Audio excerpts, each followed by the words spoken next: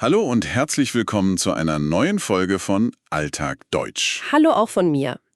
Heute sind wir schon bei Tag 65 Teil 1 angekommen. Wow, Tag 65. Wir machen also weiter im Level B1 und lernen jeden Tag 15 neue Wörter. Genau, damit wir die 3000 Wörter gemeinsam erreichen. Das ist und bleibt das Ziel? Absolut. Und wir wollen natürlich auch, dass ihr beim Sprechen immer sicherer werdet. Deswegen, wie ihr wisst, gibt es ja zu jeder B1-Lektion auch ein Extra-Video mit Fragen zur Mini-Story. Und das ist wirklich eine super Übung. Ihr könnt da laut antworten und hört dann direkt danach die richtige Lösung. Und das macht einen, finde ich, viel, viel sicherer beim Sprechen. Auf jeden Fall. Und vergesst auch die Shadowing-Methode nicht. Also stoppt nach jedem Satz, den wir sagen, sprecht ihn laut nach. Und achtet dabei auf die Aussprache. Genau. Das hilft enorm beim Lernen und trainiert auch die Sprachmelodie. So ist es. Heute sprechen wir über ein Thema, das uns wirklich jeden Tag begegnet. Medien und Nachrichten. Stimmt. Also Fernsehen, Internet, soziale Medien. Wir schauen uns wichtige Begriffe an, die man braucht, um über aktuelle Informationen zu sprechen. Und bleibt unbedingt bis zum Ende dran, denn da wartet wieder eine kurze Mini-Story. In der kommen dann alle neuen Wörter vor. Das ist die perfekte Chance, um alles nochmal im Kontext zu hören. Okay, dann legen wir mal los. Wenn ich an Nachrichten denke, denke ich zuerst an einen Text, der über ein Ereignis informiert. Ja, das führt uns eigentlich direkt zum ersten Wort, der Bericht. Genau, der Bericht. Auf Englisch Report. Ein Bericht ist im Grunde eine sehr sachliche Beschreibung von etwas, das passiert ist. Er konzentriert sich wirklich auf die Fakten. Also die klassischen W-Fragen. Wer, was, wann, wo und warum. Exakt. Man findet Berichte in Zeitungen, online oder hört sie natürlich auch im Radio. Richtig. Der Fokus liegt ganz klar auf der Information, nicht auf der Meinung des Autors. Ein einfacher Beispielsatz wäre: Sowas wie, der Bericht über das Konzert in der Zeitung war sehr positiv. Genau. Und während so ein Bericht ja oft geschrieben ist, gibt es im Fernsehen oder Radio ein ganzes Programmformat. Das kennt ihr sicher auch, wenn ihr abends den Fernseher einschaltet. Du meinst die Sendung. Das ist unser zweites Wort. Auf Englisch dann Broadcast oder Show. Exakt. Die Sendung. Das ist quasi der Überbegriff für ein Programm. Also das kann eine Nachrichtensendung sein, aber auch eine Quizshow, eine Talkshow. Oder ein Sportprogramm. Es ist also ein einzelner, fester Teil des Fernseh- oder Radioprogramms. Alles, was zu einer bestimmten Zeit ausgestrahlt wird, sozusagen. Ein guter Satz dazu ist: Meine Lieblingssendung läuft jeden Freitagabend. Stimmt. Und wenn wir jetzt wieder von gedruckten Medien oder auch von Webseiten sprechen, da benutzen wir ein anderes Wort. Ja, da finden wir keine Sendungen, sondern Einen Artikel. Genau. Unser drittes Wort, der Artikel.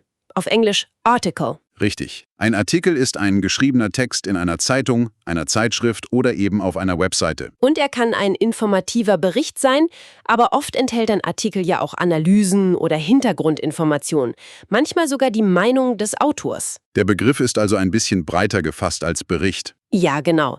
Ein typisches Beispiel wäre: Hast du den Artikel über den Klimawandel gelesen? Und für einen guten Artikel oder einen guten Bericht ist eine Sache absolut entscheidend. Oh ja, man braucht verlässliche Informationen. Und die Herkunft dieser Informationen, die nennen wir die Quelle. Auf Englisch Source, ein extrem wichtiges Wort, finde ich.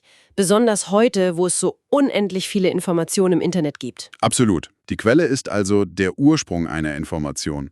Woher kommt die Nachricht? Wer hat das gesagt? Das kann ja alles Mögliche sein. Eine Person, ein Dokument, eine Studie. Und die entscheidende Frage ist immer: Ist die Quelle vertrauenswürdig? Das ist der Kern von kritischem Lesen, ja.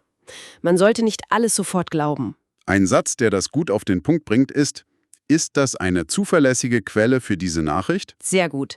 Eine super Möglichkeit, um direkt Informationen von einer Person zu bekommen, ist ja, diese Person direkt zu befragen. Das wäre dann das Interview. Das Wort ist zum Glück international. Auf Englisch natürlich Interview. Richtig. Ein Interview ist ein Gespräch, bei dem ein Journalist einer Person ganz gezielt Fragen stellt. Um eben Informationen oder eine persönliche Meinung zu einem Thema zu bekommen. Genau. Diese Person kann ein Politiker sein, ein Experte, ein Augenzeuge. Und das Ergebnis ist dann oft die Grundlage für einen Artikel. Zum Beispiel: Das Interview mit dem Politiker war sehr spannend.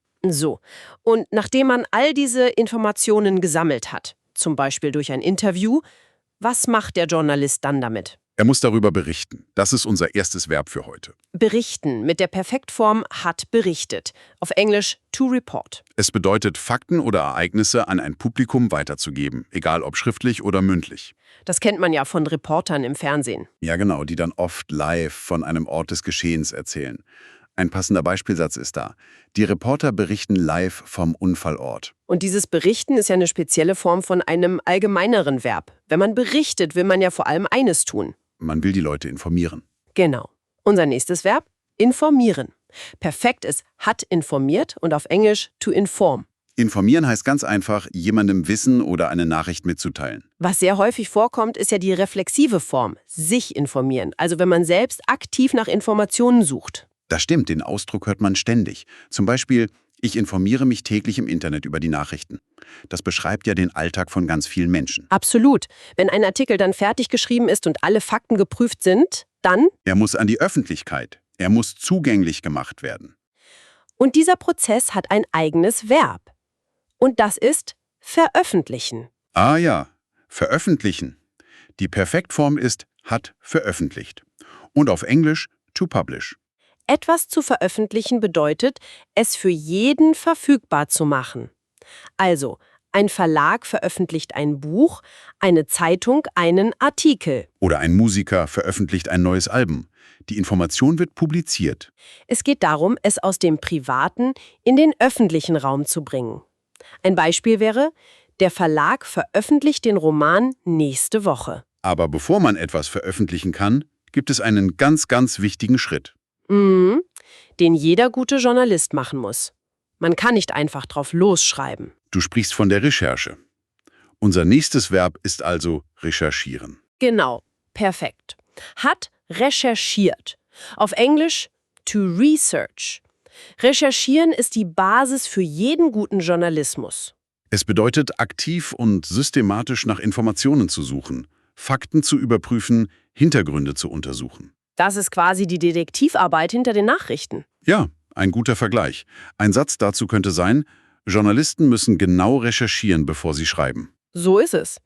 Und um mal den Kreis zu schließen und zur Sendung vom Anfang zurückzukommen, jede Sendung im Fernsehen oder Radio braucht ja eine Person, die das Publikum durchs Programm führt. Und diese Tätigkeit nennen wir moderieren. Die Perfektform ist, hat moderiert. Auf Englisch wäre das to moderate oder to host.